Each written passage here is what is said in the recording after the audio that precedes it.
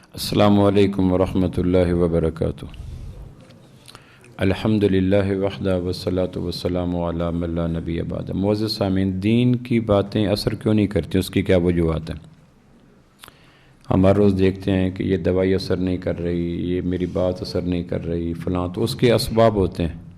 دین کی باتیں آدمیوں پہ جب اثر نہیں کرتی، جتنی دین کی باتیں اس دور میں اللہ کا شکر ہو رہی ہیں، یعنی میڈیا کے ذریعے، بیانات کے ذریعے، سیمینار کے ذریعے، کتابوں کے ذریعے، لیکچرز کے ذریعے، تبلیغی جماعت کے ذریعے، جس درجے کی باتیں ہو رہی ہیں اس درجے کا عمل نہیں ہو رہا، تو اس کی کیا وجوہات ہیں؟ تو اس کی میں 2-4 وجوہات عرض کر دیتا ہوں، تاکہ اگر ان میں سے کوئی وجہ میرے اندر پائی جائے اور میں سمجھوں کہ یہ وجہ واقعی بیریئر ہے، رکاوٹ ہے، آگے بند ہے، تو میں اس کو دور کروں، چونکہ قیامت والے دن علم نہیں تولا جائے گا، وہ علم تولا جائے گا جس پہ عمل ہوگا۔ عیسیٰ علیہ السلام کے ایک ارشاد یاد آتا ہے، وہ کہتے ہیں وہ آدمی جس میں علم ہو اور عمل نہ ہو، وہ اس نابینے کی طرح ہے جو گلی کے موڑ پہ رات کی تاریکی میں چراغ ہاتھ پہ لے کے کھڑا ہو اور لوگ اس کے چراغ سے راستے طے کر لیں، لیکن وہ 2 قدم بھی نہ چل سکے چونکہ وہ نابین ہے۔ تو قیامت والے دن یہ نہیں تولا جائے گا مجھے اس چیز کا پتہ تھا، یہ نہیں ہوگا۔ پتہ تھا تو عمل کتنا تھا؟ تو قیامت والے دن سکیل میں، میزان میں عمل تلے گا، علم نہیں تلے گا۔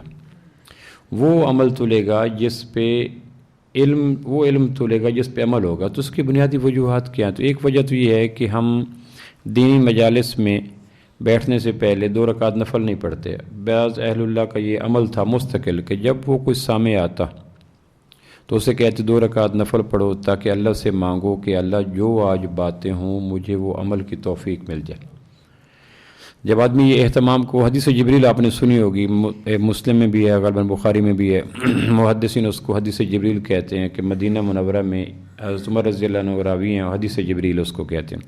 ایک شخص ہے، اس کے بالوں سے پانی ٹپک رہا تھا، کپڑے سفید اور اس پہ کوئی سلوٹ نہیں تھی، کوئی رنج سفر کی نشانیاں نہیں تھیں کہ پتہ چلے کہ آدمی یہ میلوں مسافت طے کر کے، اس دور میں سواری اونٹ تھی، کار نہیں تھی، اونٹ پہ بیٹھنے والے کے لباس میں شکنیں ہوتی تھیں اور لباس پہ گرد و غبار ہوتا تھا، تو اس کے بالوں سے ایک پانی کے قطرات ٹپک رہے تھے اور لگتا تھا جیسے یہ مسجد کے قریب سے آ گیا، اور وہ اس کے لباس بالکل اجلا، اس پہ کوئی گرد و غبار، کوئی سلوٹ نہیں، جس سے لگتا تھا کہ سفر بھی طے کر کے نہیں آئے۔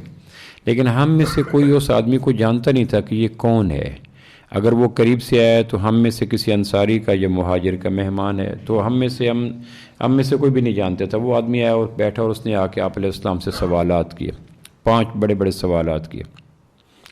سوالات کرنے سے پہلے وہ آ کے اتحیات کے روپ میں بیٹھا، جس طرح میں اور آپ قعدہ میں بیٹھتے ہیں، اتحیات کے روپ میں بیٹھا، اور اس کے گھٹنے اللہ کے محبوب کے گھٹنوں سے مس کر گئے، یعنی اتنا قریب ہو کے بیٹھا آپ علیہ السلام کے کہ اس کے گھٹنے اللہ کے محبوب کے گھٹنوں سے مس کر گئے۔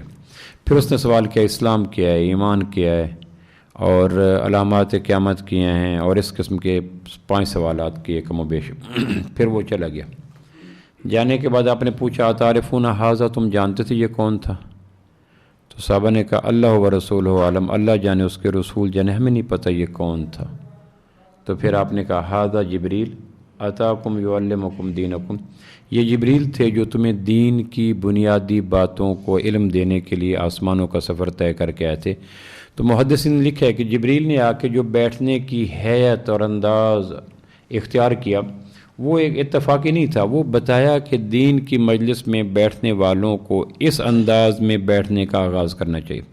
یعنی وہ آیا، اتحیات میں بیٹھا، دونوں ہاتھ اپنے گھٹنوں پہ رکھے اور کہا مل اسلام، مل ایمان، مل احسان، اسلام کیا ہے، ایمان کیا ہے، احسان کیا ہے، علامات قیامت کس قسم کے۔ تو اس میں وہ لکھا علماء نے کہ دین کی مجلس میں بیٹھنے والوں کو دین کی مجلس میں شروع میں جبریل کی طرز پہ بیٹھنا چاہیے، چونکہ جبریل صرف یہ نہیں کہ علم دینے کے لیے آئے تھے، دینی مجلس میں بیٹھنے کا طریقہ سکھلانے کے لیے بھی آئے تھے۔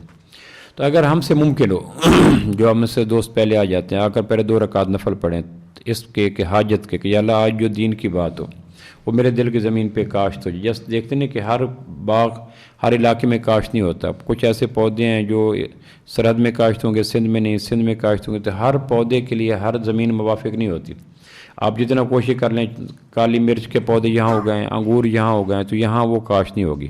اس طرح دین کی باتیں ہر دل پہ کاشت نہیں ہوتی ہیں، اس کے لیے پہلے دلوں کو پدرا کرنا پڑتا ہے، ہموار کرنا پڑتا ہے، لینڈ سکیپنگ کرنی پڑتی ہے۔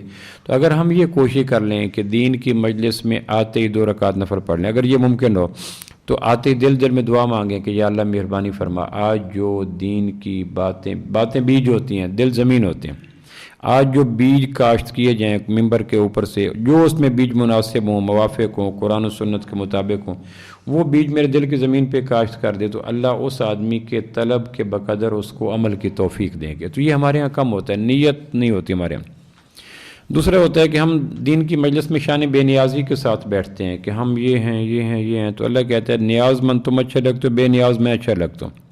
جب بندے بے نیاز ہو جائیں تو اللہ کہتا ہے یہ بے نیازی کی صفت، صمد کی صفت یہ میری ہے۔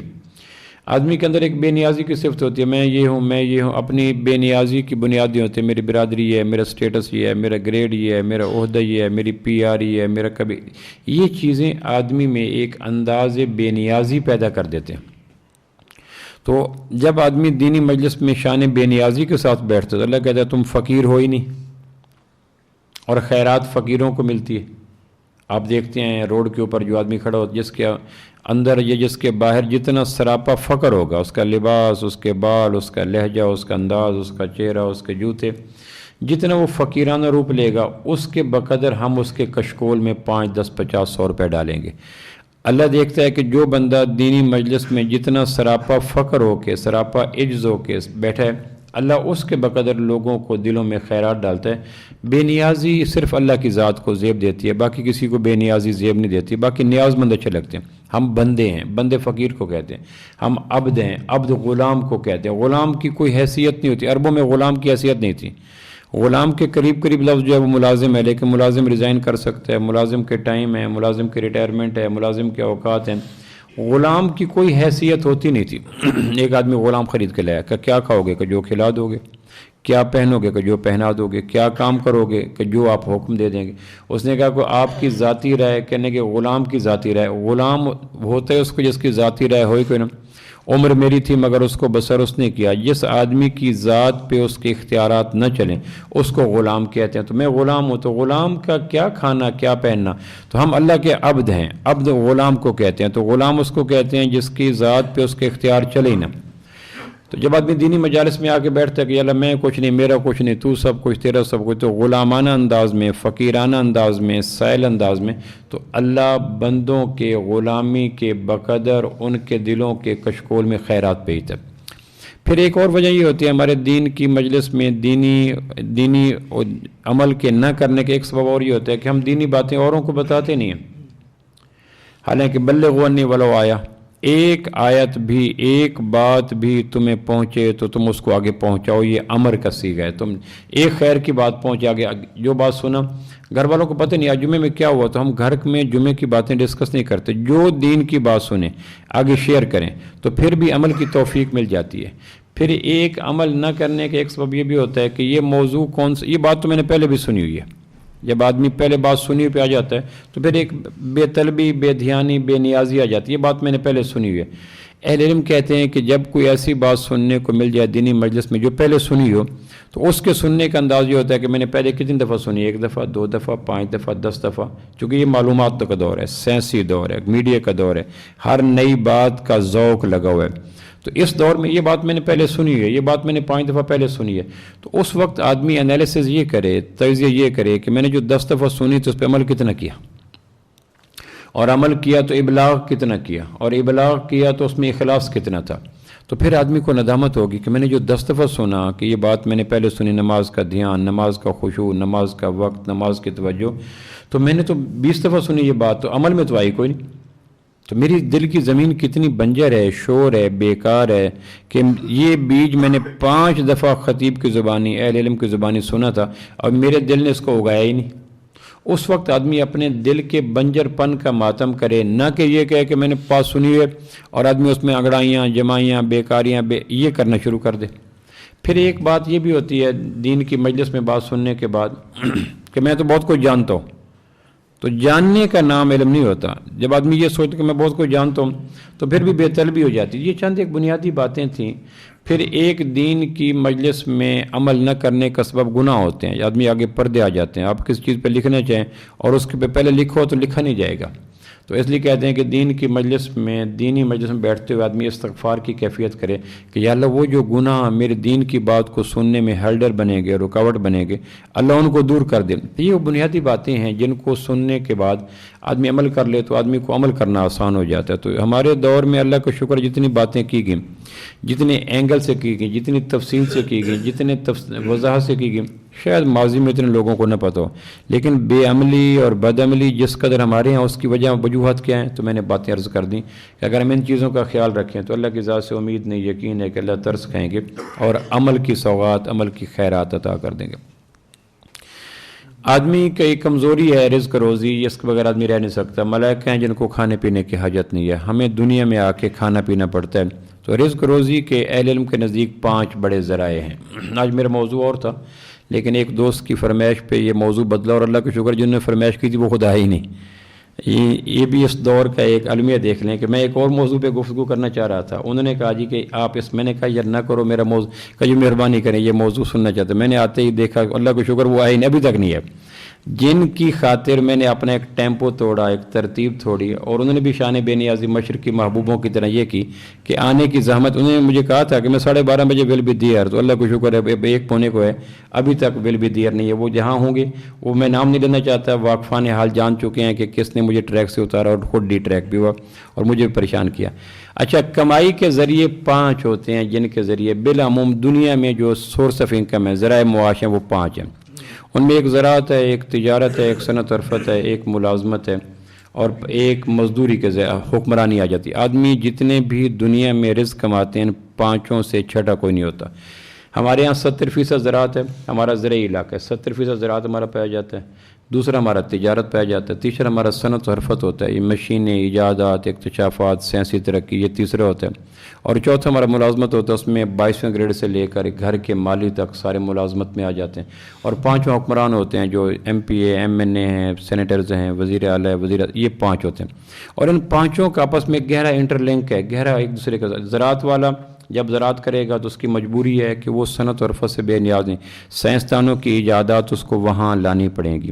جب اس کی زراعت تیار ہو جائے گی تو اس کو تاجروں کی طرف رخ کرنا پڑے گا کہ گندم تیار ہوگی ہے، کاٹن تیار ہوگی ہے، سبزیاں تیار ہوگی تو اس کو وہاں بھیجنا پڑے گا.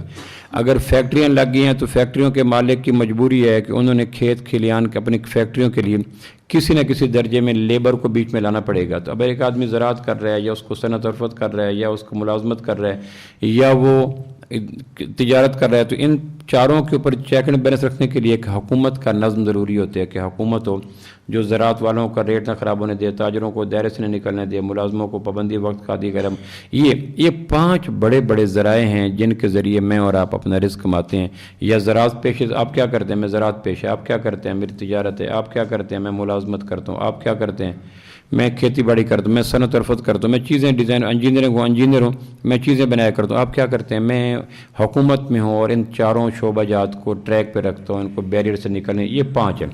ان 5 میں ایک ذریعہ معاش تجارت ہے جو آج کا فرمائشی. میں نے زندگی میں پہلی دفعہ اللہ کا شکر فرمائشی بیان کیا اور پہلی دفعہ اللہ کا شکر ناکام ہوا ہوں، چونکہ جس نے فرمائشی بیان کا زور لگایا وہ اسٹل ابھی تک نہیں ہے. حالانکہ میں نے زندگی میں کبھی یہ غلطی نہیں کی کہ کسی فرد واحد کی خاطر عامت الناس کا اجتماعی نقصان کروں. لیکن آج فرمائشی نقصان کا بیان کا پہلا نقصان یہ ہوا کہ اللہ کا شکر وہ حساب نہیں ہے جنہوں نے یہ کہا تھا کہ یہ بیان کریں. اللہ کا شکر، اللہ آپ کو پتہ نہیں، اللہ کرے پتہ ہی نہ چلے. تو میں یہ کہہ رہا تھا کہ 5 بڑے بڑے ذرائع ہیں جن کے ذریعے آدمی رزق کماتا. اس میں ایک تجارت ہے، یعنی زراعت ایک ہے، صنعت عرفت ایک ہے، تجارت ایک ہے، ملازمت ایک ہے اور حکومت ایک ہے. اس میں ایک تجارت ہے. ہمارے ہاں تجارت میں 5 غلطیاں پائی جاتی ہیں جس کی طرف میں اشارہ کرنا چاہتا ہوں. میں نے یہ بات اس لیے کی تھی کہ کوئی موضوع اگر میرے متعلق نہیں ہے، میں تاجر پیش ہوں، میں اگر زراعت پیش ہوں یا میں اگر ملازمت پیش ہوں یا میں اگر صنعت و حرفت پیش ہوں یا میں اگر حکمران میں ہوں، تو میں کہوں گا یہ موضوع جو تجارت کا میرے سے تو متعلق نہیں ہے. تو میرے متعلقین تو تاجر ہوں گے نا، میرا بیٹا تاجر ہوگا، داماد تاجر ہوگا، دوست تاجر ہوگا، پارٹنر کوئی نہ کوئی. تو جب آدمی اس نیت سے بیان سنتا ہے کہ میرے متعلق نہیں ہے تو وہ بھی اس بات کو غور سے سنتا نہیں ہے کہ میں تو ہوں ہی زراعت پیشہ، میں نے تو کبھی تجارت کی نہیں، میں نے تو میری عمر تو ساری گزری ہے ملازمت میں، میری ساری عمر گزری ہے اقتدار کی راہداریوں میں، تو میں کیا کروں؟ اس لیے جب کوئی موضوع ایسا ملے جو میرے متعلق براہ راست میرے متعلق نہ ہو تو میرے متعلقین کے متعلق تو ہوگا نا، کوئی نہ کوئی میرا دوست رشتہ دار واقف کار ایسا ہوگا جو تجارت پیشہ ہوگا، تو میں اسے کہوں گا آج تجارت کے لیے میں 5 باتیں سن کے آیا ہوں کہ اسلامی تجارت اور کفر کی تجارت میں 5 بنیادی فرق ہیں۔ اگر مسلمان ان 5 بنیادی فرق کا خیال نہیں رکھتا تو اس کی تجارت بھی کافرانہ تجارت میں چلی جاتی ہے۔ جس طرح نماز ایک عبادت ہے 13 شریعت کے ساتھ، روزہ ایک عبادت ہے 3 شریعت کے ساتھ، حج ایک عبادت ہے 4 شریعت کے ساتھ۔ اس طرح اسلامی تجارت کرنے کے لیے کہ میرے اوپر وہ اسلامی جو آپ نے فرمایا تھا، حدیث میں آتا ہے کہ قیامت والے دن سچا تاجر نبیوں کے ساتھ ہوگا، صدیقین کے ساتھ ہوگا، شہداء کے ساتھ ہوگا، تو اس میں ایک شرط ہے کہ سچا تاجر، اور سچا تاجر وہ ہے جو 5 شرائط کے ساتھ تجارت کرے۔ امام غزالی نے بڑی خوبصورت ایک مثال پیش کیا، پہلے میں مثال رکھتا ہوں، پھر آپ کو میں اس کو بریفنگ دے دیتا ہوں کہ اسلامی تجارت کی 5 بنیادیں کون سی ہیں، اور پھر آپ دیکھیں کہ میں اگر تاجر پیشہ ہوں تو کیا میرے اندر وہ 5 باتیں ہیں، اور اگر میں نہیں ہوں تو میرے واقفان حال ہیں، میرے دوست ہیں، میرے رشتہ دار ہیں، ان کے اندر یہ 5 باتیں پائی جاتی ہیں۔ اگر 5 باتیں پائی جاتی ہیں تو مبارک، اور اگر 5 باتیں نہیں پائی جاتی تو پھر ان کو متنبہ کریں کہ جب تک اسلامی نظام تجارت کے 5 باتوں کا ہم خیال نہیں رکھیں گے اس وقت تک ہمارا کام نہیں ہوگا جو کہ اصل کام ہونا چاہیے تھا۔ اچھا، تجارت وہ عبادت ہے کہ اگر اس کو 5 شرائط کے نیچے نہ رکھا جائے تو میرا عمرہ بیکار، میرا حج بیکار، میرا روزہ بیکار، میری تبلیغ بیکار، کوئی اس لیے کہ جس آدمی کی ارننگ حلال نہیں ہے اس کی زندگی کی کوئی عبادت بن نہیں سکتی۔ اس لیے قرآن مجید میں آتا ہے یا ایھا الرسل کلوا من الطیبات واعملوا صالحا، اے رسولو حلال کھاؤ اور عبادات کرو۔ یعنی عبادات جس طرح عمارت کھڑی ہوتی ہے فاؤنڈیشن کے اوپر، اگر بنیاد کمزور ہے تو عمارت کبھی نہیں کھڑی ہو سکتی، اس طرح عبادات یا اسلام کی بنیاد رزق حلال پہ کھڑی ہے۔ حدیث پاک میں آتا ہے ایک آدمی لمبے سفر کرتا ہے، یعنی حج پہ جاتے ہیں، اور اس کے بال بکھرے ہوئے ہیں، لباس اس کا میل ہے، اور اس کو ہاتھ اٹھا کے یا اللہ یا اللہ آگے جس میں آتا اس کی دعا کیسے قبول ہو، اس کا کھانا حرام، اس کا پینا حرام، اس کا لباس حرام۔ تو جس آدمی کی آمدن کے ذرائع مشکوک ہو گئے اس کی زندگی کی کوئی عبادت کعبہ کے رب کی قسم قابل قبول ہو نہیں سکتی۔ اس لیے کہ حدیث بخاری میں آتا ہے کہ ایک آدمی نے قمیض پہنا، 9 روپے اس کے حلال کے تھے، 1 حرام کا تھا۔ جب تک یہ جسم پہ رہے گا، وہ طواف کرے، وہ اشراق پڑھے، وہ چاشت پڑھے، وہ تبلیغ پڑھے، وہ شیخ الحدیث ہو، اس کا کوئی عبادت قبول نہیں ہے اگر اس کے جسم پہ لباس حرام کا ہے تو۔ اور جسم کے رگوں میں دوڑنے والا اگر خون حرام کا ہو جائے تو پھر اس کو جو کوشش کرتے رہو ہو نہیں سکتا۔ اس لیے کہتے ہیں کہ اپنے سورس آف انکم کو اجلا کرو، نکھرا کرو، اس میں اگر اونچ نیچ ہوگی تو کام نہیں بنے گا۔ تو اسلامی نظام تجارت کو بنیاد کو سمجھاتے ہوئے امام غزالی نے بڑی خوبصورت ایک مثال دی ہے۔ وہ کہتے ہیں کہ کن پرندوں کا شکار حلال ہے۔ شریعت میں ہے نا کہ فلاں جانور کا کتا اگر ہے تو اس میں یہ خصائص ہوں گے تو اس کا شکار حلال ہوگا۔ فقہا نے لکھا ہے کہ ایک آدمی باز سے، شاہین سے، عقاب سے، فالکن سے شکار کرتا ہے تو کس شاہین کا شکار حلال ہوگا؟ تو امام غزالی نے اس کی مثال لکھی ہے، کہنے لگے شاہین، ہر شاہین کا شکار حلال نہیں ہوتا، وہ شاہین جس میں چند باتیں پائی جائیں اس کا شکار حلال۔ وہ مثال دیتے ہیں، مثلا سب سے پہلے شاہین کو شکار کا فن سکھانے کے لیے مہینوں شاہین والا آدمی اپنے ہاتھ پہ بٹھا کر اس کو گوشت کھلایا کرتا ہے، اور اس کے ذہن میں یہ بٹھاتا ہے کہ وہ جو ہوا کے اندر تو نے شکار پکڑنا ہے، تیرے رزق کا تعلق اس کے ساتھ نہیں ہے، تیرا رزق میں دے رہا ہوں، یعنی اس کا یقین درست کرتا ہے کہ کل کلاں جو تو نے عقاب پکڑ کے لانا ہے، تو نے فاختہ پکڑ کے لانی ہے یا مرغ پکڑ کے لانا ہے، کوئی بھی، تو تیرا رزق کا تعلق ان پرندوں کے ساتھ نہیں ہے، تیرا رزق کا تعلق میرے ہاتھ کے ساتھ ہے۔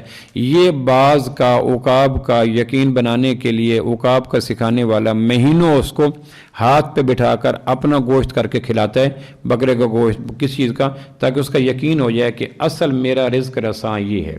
پروردگار اچھا دوسری بات، پھر اس کو جب وہ بھیجتا ہے شکار کی طرف تو اس وقت بھیجتے جب وہ بھوک کے عالم میں ہو۔ کبھی بھی باز پیٹ بھرا ہو تو وہ شکار پہ نہیں جاتا، چونکہ آدمی کا پیٹ بھر جائے یا کسی مخلوق کا پیٹ بھر جائے اس میں جذبہ نہیں رہتا، بھوک کے عالم میں شکار کی طرف بھیجے گا۔ جب شکار پکڑتا ہے، اگر اس نے راستے میں شکار کھانا شروع کر دیا تو بھی اس کا شکار حرام کی کیٹیگری میں آ جائے گا کہ یہ باز سیکھا ہوا نہیں ہے، اس نے راستے میں کھانا شروع کر دیا تھا۔ پھر جب وہ شکار پکڑ کے لاتا ہے اور آ کے مالک کے قدموں میں ڈھیر کر دے تو کہا جائے گا یہ سیکھا ہوا شکار ہے، چونکہ اس کو پتہ ہے کہ میں تعمیل ارشاد میں گیا ہوں، میرا ذاتی ذوق کوئی نہیں تھا، اگر مالک مجھے نہ بھیجتا تو میں کبھی نہ جاتا۔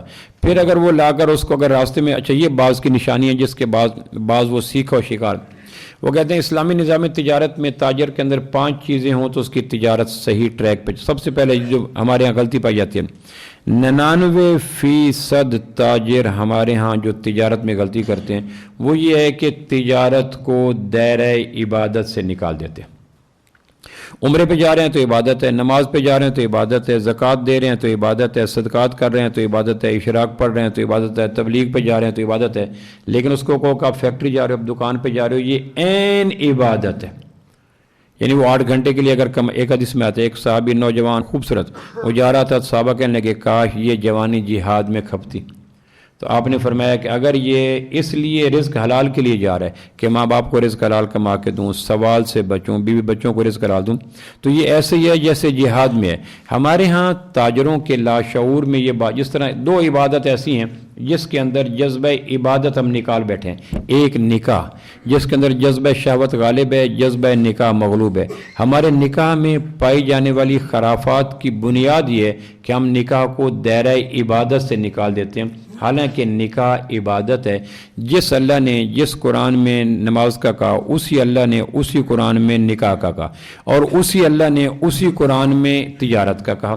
تو اگر تاجر تجارت کو عبادت سمجھ کے جائے تو یقین جانو اس کے اندر پائی جانے والی کئی خرافات نکل جائیں گے، چونکہ عبادت، اب نماز پڑھ رہے ہیں، نماز میں 4تھی رکعت میں بیٹھنا تھا، 3ری رکعت میں بیٹھ گئے، تو اب غلطی ہوگی کسی کو نہیں پتا، آپ اکیلے ہیں، زور کی نماز پڑھ رہے ہیں، کوئی نہیں، اب آپ کو پتہ ہے کہ میں کر رہا ہوں عبادت، اور بیٹھنا تھا نہیں بیٹھنا، بیٹھ گئے، تو پھر آپ سجدہ سہو کریں گے، یا کوئی واجب چھوٹ گیا، کوئی آپ کے اس واجب کے چھوٹ جانے پہ آگاہ نہیں ہے، لیکن آپ سجدہ سہو کیوں کریں گے؟ چونکہ اس نماز کو آپ نے عبادت سمجھا۔ حج پہ چلے گئے، آپ سے غلطی ہو گئی، انہوں نے کہا دم پڑ گیا، ایک بکرا ایک دمبا دو، تو اب کوئی واقف نہیں ہے، آپ کو پتا تھا یہ غلطی ہوئی، آپ نے مفتی صاحب سے پوچھا ایک بکرا دے دیا، کیوں اس کی کمپنسیشن کی؟ اس لیے کہ آپ حج کو عبادت سمجھ رہے ہیں۔ تجارت میں خرافات کیوں ہوتے ہیں؟ جھوٹ کیوں ہوتا ہے؟ دھوکہ کیوں ہوتا ہے؟ ملاوٹ کیوں ہوتی ہے؟ جھوٹی گواہیاں، جھوٹی قسمیں کیوں ہوتی ہیں؟ اس لیے کہ بنیاد یہ ہے کہ تاجر اپنے 8 گھنٹے کو عین عبادت سمجھ کے نہیں جا رہا، اور اللہ کی قسم تجارت پہ جانا عین عبادت ہے، اس میں کوئی دوسری رائے نہیں ہے کہ اللہ نے کہا رزق حلال کماؤ۔ تو ہمارے ہاں تاجر کے لاشعور میں مغربی اور یورپ نے یہ ایک احساس نکال دیا کہ وہ میں تجارت پہ جا رہا ہوں، اگر نفل پہ جا رہا ہے، نفل کوئی عبادت نہیں ہے اتنی بڑی، اشراق کوئی اتنی بڑی عبادت نہیں ہے، چاشت کوئی اتنی بڑی عبادت نہیں ہے، تہجد کوئی اتنی بڑی عبادت نہیں ہے، اس کے مقابلے میں کھرب گنا بڑی عبادت ہے رزق حلال کی تلاش کرنا۔ ایک آدمی عمر بھر تہجد پڑھتا رہے لیکن حرام کما کے لائے تو اس کا کوئی فائدہ نہیں۔ تو تہجد کو عبادت، چاشت کو عبادت، تلاوت کرنا سنت ہے، نفل پڑھنا نفل ہے، لیکن اگر یہ عبادت ہے تو رزق حلال کمانا فرض عین ہے۔ تو اگر فرض عین کو دائرہ عبادت سے نکال دیا تو پھر وہ ساری خرافات آ جائیں گی جو ہمارے یہاں اس وقت پائی جاتی ہیں۔ تو پہلی چیز یہ ہے، میں گزارش کرنا چاہتا ہوں کہ آپ تاجروں سے یہ کہیں کہ آپ خواہ مخواہ کے 8 گھنٹے 6 گھنٹے، یعنی تاجر نہیں، کاشتکار ہو، ملازم ہو، صنعت رفت والا ہو، جس کا ذریعہ معاش جو بھی ہے، اس کے لاشعور میں یہ بٹھائیں کہ آپ عین عبادت پہ ہیں، اور اس میں ڈنڈی نہ ماریں۔ اگر اس کے ذہن میں عبادت آ گئی تو کتنے وہ جراثیم اور نافرمانیاں جو عبادت کے نہ سمجھنے کی وجہ سے، اگر کسی نے کہہ دیا کہ آپ کی ایڑی خشک ہے تو آدمی فوراً جا کے دوبارہ وضو کرے گا، چونکہ نماز عبادت ہے اور عبادت کے لیے وضو فرض ہے، تو دوبارہ اگر کسی کو کہا جائے کہ یہ جو تم 8 گھنٹے کے لیے جا رہی ہو تمہاری عبادت ہے، تم دکان بیٹھو گے تولو گے، تو تم پھر یقین جانو عبادت کے مقام پہ آدمی فیل نہیں، غلط کام نہیں کرے گا، چونکہ اسے پتہ ہوگا کہ میں دائرہ عبادت میں۔ تو پہلی چیز جو کافر کی تجارت اور ہماری تجارت میں فرق پیدا کرتی ہے کہ کافر اپنی تجارت پہ کبھی بھی عبادت کی نیت سے نہیں جاتا۔ ہم اپنی تجارت میں، وہ کھیت ہو، وہ زراعت ہو، وہ صنعت عرفت ہو، وہ ملازمت ہو، وہ اقتدار ہو، ہم اس کو عبادت سمجھیں جو کہ اللہ نے کہا۔ تو اگر ہم عبادت سمجھیں گے تو گڑبڑ نہیں کریں گے۔ ایک حدیث پاک میں آتا ہے جب ایک گاہک گھر سے نکلتا ہے تو اللہ ایک فرشتہ اس کے ذہن میں ساتھ طے کر دیتا ہے کہ یہ گاہک فلاں دکاندار تک پہنچایا جائے۔ اب اس گاہک نے گندم بیچی، کاٹن بیچی، مزدوری کی، دہاڑی کی، سونا بیچا، پیسے کٹھے کیے، 50,000 ہے، اور اس کو وہاں سے فرشتے نے آپ اس کی گردن پہ ہاتھ رکھا، میری دکان پہ لایا. اب اس نے وہ 50,000 جو مجھے دینے ہیں میرے بزنس کے روپ میں، اس نے 50,000 کیسے کمایا مجھے نہیں پتا، وہ کتنی مشقتوں سے کمائے. نمبر 2، اس کو اللہ نے ایک فرشتے کو ڈپیوٹ کیا کہ اس کی گردن پہ ہاتھ رکھو اور اس کو پہنچا کے آؤ. تو اب یہ کتنا، اب اگر اس گاہک کو، دکاندار کو یہ پتہ ہے کہ یہ گاہک میرے رزق روزی کا سامان مشکل سے پیسے اکٹھے کر کے فرشتے کے زیر سے، اور فرشتے کو اللہ نے آسمان سے بھیجا، فلاں دیہات میں فلاں گاہک اٹھے، اس کو فلاں. تو اگر اس کے لاشعور میں یہ ذہن میں ہے کہ یہ گاہک اللہ کی رحمت ہے، مجھے رزق دے کے جا رہا ہے، اللہ کی طرف سے آ رہا ہے، فرشتے کی بھیج کے آ رہا ہے، تو پھر اس کو دھوکہ نہیں دے گا. اس لیے کہ اگر اس کو نہیں پتا تو بھیجنے والے کو پتہ ہے کہ میرے بھیجے ہوئے اس کسٹمر کو ڈیگریڈ کیا گیا، بے نیازی کی گئی، دھوکہ دیا گیا، ڈاج دیا گیا، فراڈ کیا گیا. اور یہ فراڈ والے پیسے کسی نہ کسی بیٹی کی طلاق کے روپ میں، بیٹے کے بہو کو طلاق کے روپ میں، بیٹے کے کینسر کے روپ میں، گردوں کے روپ میں، جگر کے روپ میں، کہیں نہ کہیں وہ کیش قدرت ضرور کروائے گی کہ میں نے ایک کسٹمر کو جس نے بڑی محنت سے تمہارے لیے پیسے اکٹھے کیے، فرشتے کو بھیجا، تمہاری دکان تک پہنچایا، تم نے اس کو دھوکہ دیا، جھوٹ دیا. تو اس کو نہیں پتا، اس کو گھر میں جا کے پتہ چلا کہ داڑھی والے نے، تسبیح والے نے، ٹوپی والے نے، پگڑی والے نے یا قرآن پڑھنے والے نے میرے ساتھ یہ دھوکہ کیا. تو اللہ کو پتہ ہے کہ دھوکہ کر رہے ہو.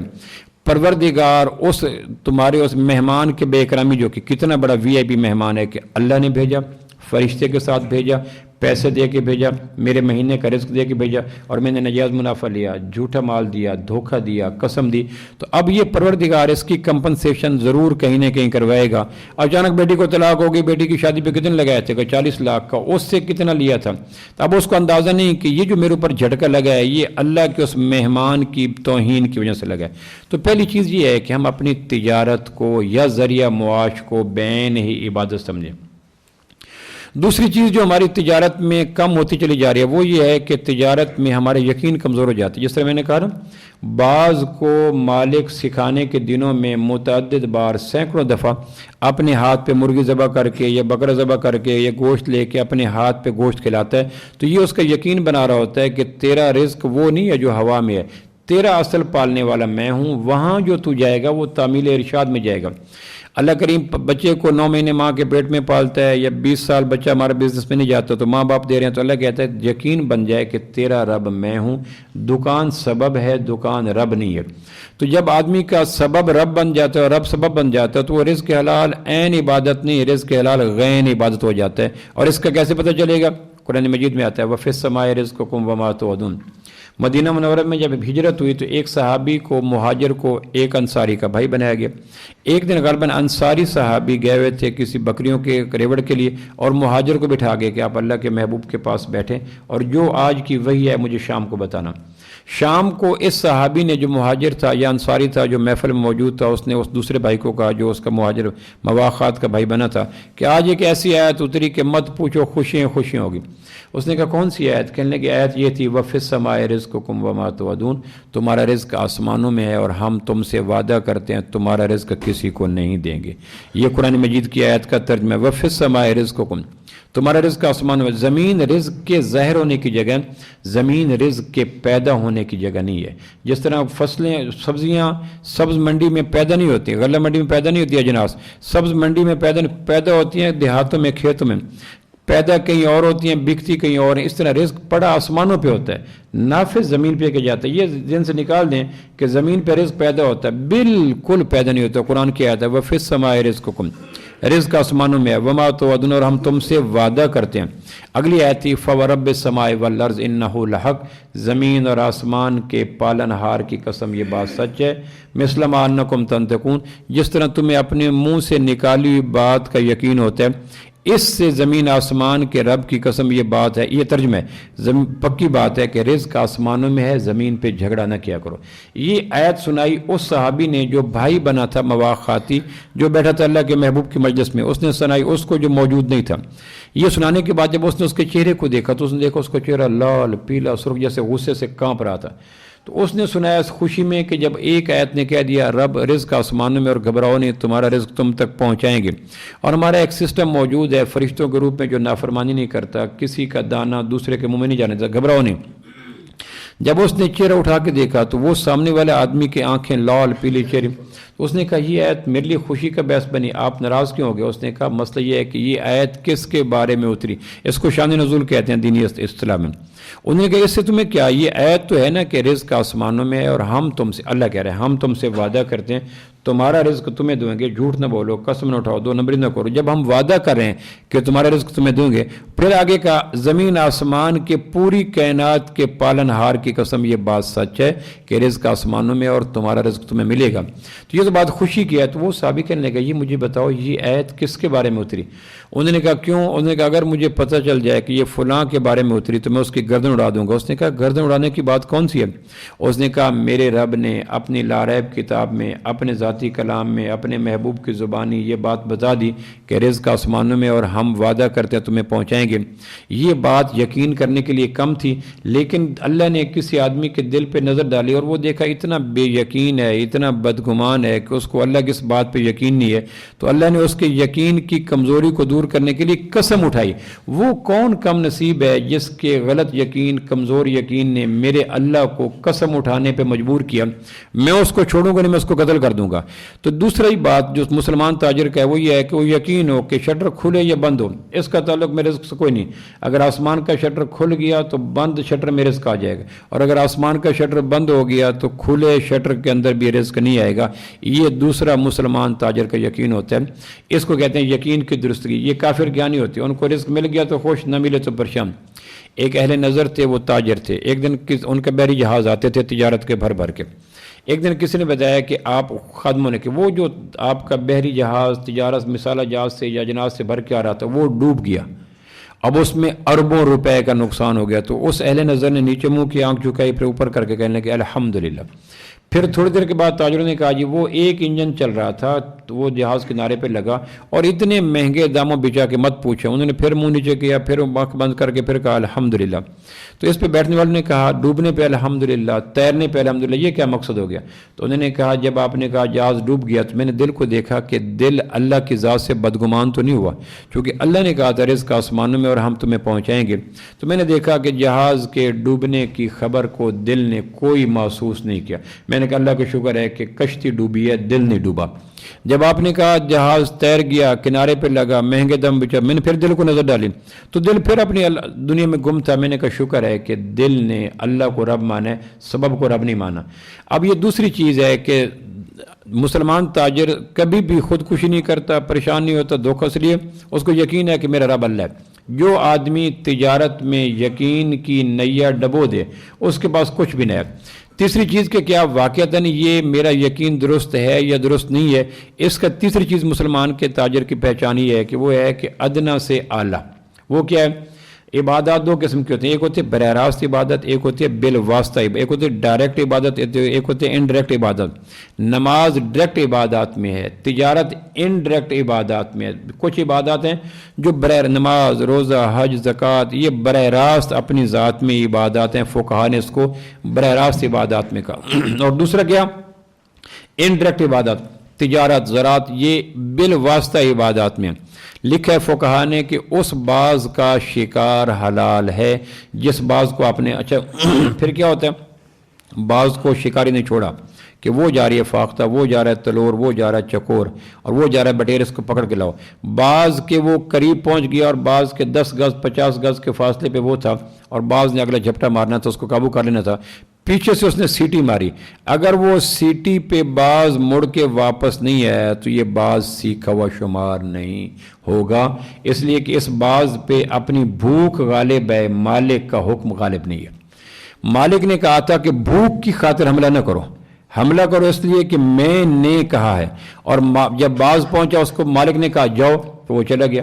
راستے مالک نے وصل دی اور مالک کی وصل پہ نہیں ہے, اٹس مین کہ باز پہ تعمیل حکم کی بجائے شہوت یا بھوک غالب آ گئی. تو جو باز بھوک کے جذبے سے مغلوب ہو کر مالک کی نافرمانی کر بیٹھے تو فقہا کہتے ہیں یہ باز ان بازوں میں نہیں ہے جن کا شکار حلال ہوگا, کیونکہ ابھی اس پہ بھوک اور گوشت غالب ہے, اس پہ مالک کی اطاعت غالب نہیں ہے. किस ताजर का तिजारत हलाल है कि तिजारत ताजर बैठा है, एन पीक आवर्स हैं और कस्टमर आ रहे हैं और लाइनें लगी हैं और आर्डर दे रहे हैं, लाख कमाल 2 लाख कमाल, इतने मस्जिद की अजानों से आवाज़ है हय्या अलस सलाह। अब अगर इसके बाद भी वो दुकान में लगा रहा है तो उस पर नफसानियत गालिब है, पैसा गालिब है, मादा गालिब है। वो दुकान पे अल्लाह का हुक्म समझ के नहीं गया, वो दुकान पे पैसे की मोहब्बत में गया है। ये अगर 1000 कहते रहे रिज़्क़ हलाल ऐन इबादत है तो ये गैन इबादत है, ऐन इबादत नहीं है। जो आदमी ये देखना चाहे कि मेरी तिजारत हलाल है, अगर नमाज के वक्त मस्जिद में जाना उसको बोझ लगे तो ये कश्ती के अंदर पानी आ गया है, ये आहिस्ता आहिस्ता जेब का पैसा दिल में चला गया, इसका यकीन की शमा बुझने लगी है। अगर नमाज के वक्त उसको खुशी हो, शुक्र है अल्लाह ने बुलाया, अब जाके नमाज पढ़ेंगे और अल्लाह से कहेंगे या अल्लाह आसमान के शटर खोल दे ताकि बरकत आ जाए। तो जिसको नमाज के वक्त में नमाज की आवाज़ पर दुकान से बैठना, नमाज पे जाना ज़्यादा महबूब लगे तो मुबारक हो, इसका यकीन अल्लाह की ज़ात पे सलामत है। और जिसको नमाज के वक्त बोझ लगे, तकलीफ़ लगे, 1:30 बजे पढ़ लूँगा, 2 बजे पढ़ लूँगा, 2:30 बजे पढ़ लूँगा, 3 बजे पढ़ लूँगा, बाद में पढ़ लूँगा, तो ये 1000 दावा करता रहे, इसकी कभी भी तिजारत मुनासिब नहीं है। इसलिए अदना से आला की तरफ जो ताजिर जाने का मुकद्दर बना ले, मुबारक हो कि इसकी तिजारत हलाल है। और इसको मुबारक हो कि इसका यकीन की नैया दुरुस्त है, इसके पैसे कपड़े की जेब में हैं, इसके पैसे दिल की रगों में नहीं गए, इसकी कश्ती के नीचे पानी है, पानी इसकी कश्ती के अंदर नहीं है।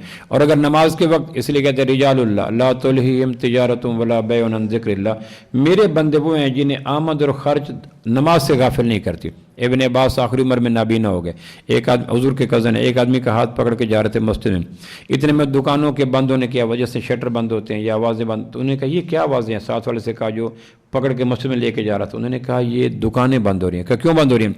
कहा मस्जिद नबी से आवाज़ आ गई हय्या अलस सलाह, लोगों जिसने तुम्हें तिजारत करने का कहा था वही कह रहा है तिजारत छोड़ के मस्जिद में आ जाओ।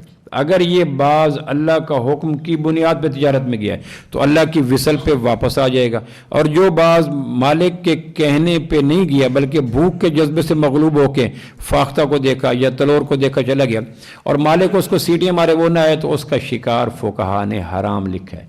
जिस ताजिर को ये कहा जाए कि दुकान पे क्यों जा रहे हो, कि अल्लाह ने कहा रिज़्क़ हलाल कमाओ, दुकान बंद करके मस्जिद में क्यों आ रहे हो, अल्लाह ने कहा आप दुकान बंद करके मस्जिद में आ जाओ, तो मुबारक हो, इसका यकीन भी सलामत है, इसका जज्बा भी सलामत है। तो वो कहने लगे ये कौन लोग हैं? कहने लगे ये वो लोग हैं जो दुकानें बंद करके मस्जिद में जा रहे हैं। तो फरमाने लगे ये वो लोग हैं जिनकी शान में कुरान उतरा था और कुरान ने कहा था रिजालुल्लाह ला तुल्हिहिम तिजारतुम वला बैउन अन ज़िक्रिल्लाह, मेरे ताजर वो हैं जिन्हें ख़रीदना और फ़रोख्त करना, आमद और ख़र्च नमाज से गाफिल नहीं करती। तो तीसरी शर्त ये है, पहली शर्त यह है कि तिजारत को इबादत समझे, अल्लाह कह रहा है। दूसरी शर्त यह है कि तिजारत में कभी भी यकीन को डबो के ना आ जाए। तीसरी शर्त यह है सच्चे मुसलमान ताजर की कि जब अजान की पुकार है, तराजू हो तो छोड़ दें, दुकान हो तो बंद कर दें, कस्टमर हो तो माफ़ी मांग लें कि जी अब उसी ने बुलाया है जिसने सुबह दुकान पे जाने का कहा था। और चौथी चीज़ जो मुसलमान ताजर की है, मैंने एक ताजर पूछा, एक बाज़ वाले से, जंग का दोस्त था, वो यहाँ दुबई के शहजादों के साथ ये फाल्कन और ये बाज वगैरह शिकार करता था।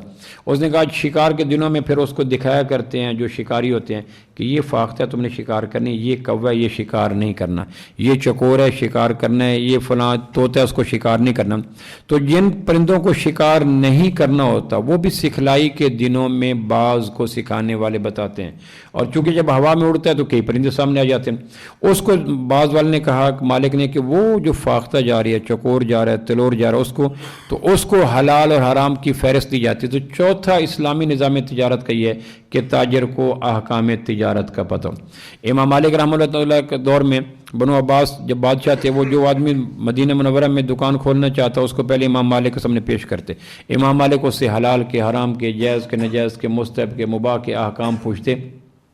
अगर वो तिजारत के अहकाम बता सकता तो इमाम मालिक दस्तखत कर देते कि इसको मदीना के बाज़ारों में तिजारत करने की इजाज़त दी जाती है, क्योंकि ये वो बाज है जिसको हलाल हराम का पता है। और अगर उसको पता ना हो तो फरमाते इसको दुकान न खोलने दो, ये लोगों की दुनिया बर्बाद करेगा, अपनी आखिरत बर्बाद करेगा। क्या मकसद? लोगों को 2 नंबर माल दे के उनको दुनिया बर्बाद करेगा और अपनी हराम कमाई करके अपनी आखिरत बर्बाद करेगा। हज़रत उमर रज़ी अल्लाह बाकायदा कोड़े मारते, मदीना के बाज़ारों में घूमते और लोगों को आप बताओ क्या किशमिश کشمش کا کاروبار کرتے ہو، اس میں حلال کیا ہے، حرام کیا ہے، منافع کتنا، سارے جس کو پتہ نہ ہو تو اس کو کوڑے مار کے دکان بند کروا دیتے کہ یہ وہ تاجر ہے جو احکام تجارت سیکھے بغیر آ گیا۔ تو جس طرح نماز کے احکام سیکھتے ہیں، ایک آدمی کو حج کے احکام کا نہیں پتہ، ایسی غلطی کر گئی تو بیوی حرام ہو جاتی ہے۔ کبھی کبھی بعض غلطیاں ایسی ہوتی ہیں حج کے اندر کہ اگر اس غلطیوں کا کمپنسیٹ نہ کیا جائے، یعنی 7 قربانیاں نہ دی جائیں تو بیوی حرام ہو جاتی ہے۔ اس طرح تجارت میں بعض غلطیاں ایسی ہوتی ہیں کہ آدمی کفر تک چلا جاتا ہے، شرک تک چلا جاتا ہے۔ اس لیے تاجر کو مسلمان تاجر کو تجارت سے قبل لازم ہے کہ احکام تجارت سیکھے کہ اللہ کے محبوب نے کن کو حلال کہا، کن کو نجائز کہا، کتنا منافع کا۔ یونس بن عبید رحمۃ اللہ علیہ تاجر ہیں، کپڑے کا کام کرتے تھے۔ ایک دن بیٹے کو کہا کہ حج کے دن ہے یہ کپڑے بیچ کے، اور یہ تھان اس میں ریجیکشن ہے، بیچنے سے پہلے بتا دینا کہ اس میں نقص ہے۔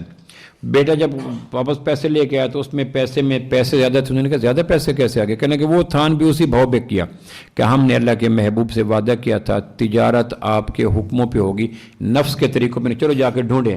اس زمانے میں جو تاجر تھے، جو گاہک ہوتے تھے، وہ چیک کی بجائے، پیسے کی بجائے تھیلی میں پیسے دیتے تھے کہ یہ 500 روپے ہے، یہ تھیلی لے لو۔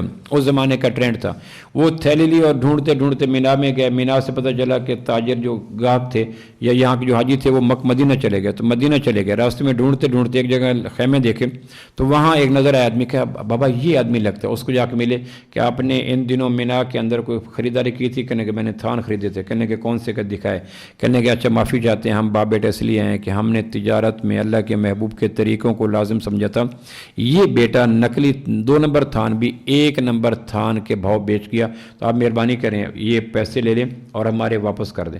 اس نے کہا جی مجھے قبول ہے۔ کہنے کہ آپ کو قبول ہو نہ ہو، ہمیں جو قبول نہیں ہے، چونکہ ہم نے اللہ کے محبوب کو منہ دکھانا ہے کہ اللہ کے نبی نے فرمایا تھا دھوکہ نہ کرنا مسلمان کے ساتھ۔ تو یہ انہوں نے کہا چلو اچھا پھر کتنے پیسے کا؟ اتنے پیسے۔ انہوں نے کہا مجھے دے دیں، یہ کرنسی جو میں نے آپ کو تھیلی میں دی تھی مجھے دے دیں۔ وہ تھیلی لے کے واپس چلا گیا۔ تھوڑی دیر کے بعد خیمے سے آیا تو اس نے تھیلی بدل کے دی۔ اس نے کہا یہ تھیلی لیں اور اس میں سے جتنے پیسے میرے بچتے ہیں وہ مجھے واپس کر دیں، یعنی 50 روپے بچتے ہیں، 100 بچتے ہیں تو مجھے دے دیں۔ انہوں نے یونس بن عبید رحمۃ اللہ کہنے لگے وہ جو تھیلی پہلے تھی وہ کہاں گئی؟ اس نے کہا یہ وہ تھیلی ساری نقلی کرنسیوں کی تھی۔ تو جب میں دے کے آ گیا تھا تو میں نے دیکھا ایک آدمی اپنے ایمان کو بچانے کے لیے اتنا مارا مارا پھرتا ہے، تو میں نے کہا یہ تاجر اس قابل نہیں ہے کہ ان کو دھوکہ دیا جائے۔ میں نے اب وہ نقلی کرنسی کی بجائے اصلی کرنسی لا کے دیے، یہ لیں اور اس میں جو واپس کر دیں۔ تو یونس بن عبید کہنے لگے دیکھ بیٹے، اللہ کے محبوب کے طریقے کی رعایت کی برکت سے اللہ کریم نے مجھے اور آپ کو نقلی کرنسی سے بھی بچایا اور آخرت میں اللہ کے محبوب کے سامنے رسوائی سے بھی بچا لیا۔ 5ویں شرط جو مسلمان تاجر کے لیے ضروری ہے وہ یہ ہے کہ جذبہ درست ہو، یعنی پہلے تو یہ ہے کہ عبادت سمجھے، آپ مہربانی کیا کریں، دوستوں کو بتائیں کہ آپ کہاں جا رہے ہیں، کہ میں عبادت پہ جا رہا ہوں، فیکٹری جا رہا ہوں نہیں، کہ میں عبادت پہ جا رہا ہوں۔ اللہ کی قسم یہ چاش سے، اشراق سے، عمرے سے بڑی عبادت ہے یہ جو آپ کرنے جا رہے ہیں، یعنی رزق حلال کا کمانا بڑی عبادت ہے، اس کو عبادت سمجھیں۔ دوسرا یہ ہے کہ یقین وہاں نہ ڈوبنے دیں کہ اب پیسہ گاہک آیا نہیں آیا اس کا تعلق کوئی نہیں، رزق آسمانوں میں۔ اور تیسرا یہ ہے کہ اس میں اعلیٰ ادنا سے اعلیٰ کو نہ چھوڑیں کہ اگر نماز کا وقت ہے تو پھر اس وقت کبھی بھی لول نہ کریں کہ مجھے اللہ نے بلا لیا، جس اللہ نے۔ اور چوتھا یہ ہے کہ اس تجارت کے احکام سیکھیں، صرف یہ نہیں کہ لائٹیں جلا دیں، گز چلا دیں، یہ کر، یہ نہیں، یہ سیکھنا کام نہیں، یہ تو یہودی بھی سیکھ لیتے ہیں جو ہم اپنے بچوں کو سکھاتے ہیں، پہلے کپڑے کا کام، اس کو پہلے احکام سکھاؤ۔ اور 5واں یہ ہے کہ جذبہ درست ہو۔ جذبہ درست ہونے سے کیا مراد ہے؟ 5ویں شرط اسلامی تجارت کی 5ویں، عبادت سمجھے، یقین درست ہو، طریقہ درست ہو، نماز۔ اور 5واں یہ ہے کہ جذبہ درست ہو۔ جذبہ درست کیا ہے؟ کہ میں خلق خدا کی خدمت کی خاطر یہ کام کر رہا ہوں، میں اپنی خاطر نہیں کر رہا۔ میرے محلے میں بیوہ عورتیں رہتی ہیں، یتیم عورت بچے رہتے ہیں، بوڑھے رہتے ہیں، بیمار رہتے ہیں، وہ کہاں سبز منڈی جائیں گے وہاں سبزی خریدنے کے لیے؟ میں نے نیت کی ہے کہ ان کی آسانی کی خاطر اللہ صبح جاتا ہوں، سبزیاں لاتا ہوں، پھل لاتا ہوں، ٹماٹر کدو بھنڈی لاتا ہوں اور یہاں لا کے ڈھیر کر دیتا ہوں تاکہ بیوہ عورتوں کو آسانی ہو، بوڑھوں کو آسانی ہو، بیماروں کو آسانی۔ تو خدمت خلق کا جذبہ ذہن میں ہو، خدمت حلق نہ ہو۔ حلق اور خلق میں ایک نقطے کا فرق ہوتا ہے جو فیصلہ سے طے نہیں ہو رہا۔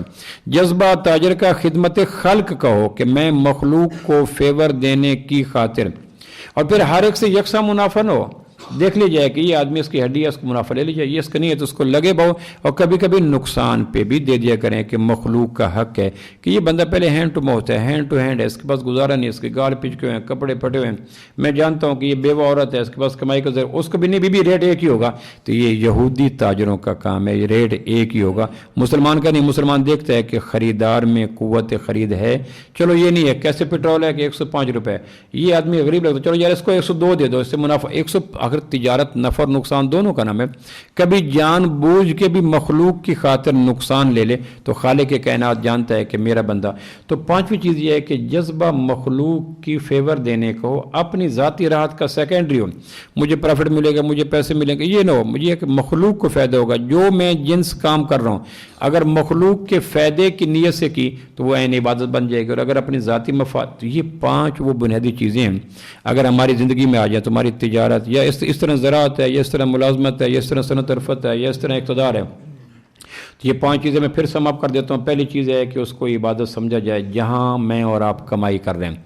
दूसरी यह है कि उसमें यकीन संभाला जाए रज़ाक आसमान है और आसमान से रिज़्क़ तय होता है, ज़मीन पे कोई नहीं होता। तीसरा यह है कि जब अदना से आला की काल आसमानों से आ जाए तो फिर अदना में न चिमटें, एक आन में घड़ी में दुकान बंद करके मुझे अल्लाह ने बुला लिया।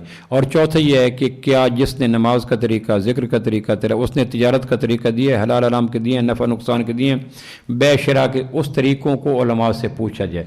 और पाँचवा ये है कि मखलूक की खिदमत का जज्बा गालिब हो, अपने खल्क का जज्बा हो, हल्क का जज्बा हो। एक नुक्ते की वजह से महरम से मुजरिम कर दिया, हम वफा लिखते रहे, वो हम जफा लिखते रहे, वो दुआ लिखते रहे, वो दगा पढ़ते रहे, एक नुक्ते ने महरम से मुजरिम कर दिया। खल्क की खिदमत सवाब है, हल्क की खिदमत ये गुनाह है। जो हल्क की खिदमत से तिजारत करेगा वो कभी खल्क को फ़ायदा नहीं देगा, और जो खल्क की खिदमत से तिजारत करेगा वो हल्क को भी फ़ायदा देगा और खल्क को भी फ़ायदा देगा। अल्लाह अमल की तौफीक नसीब।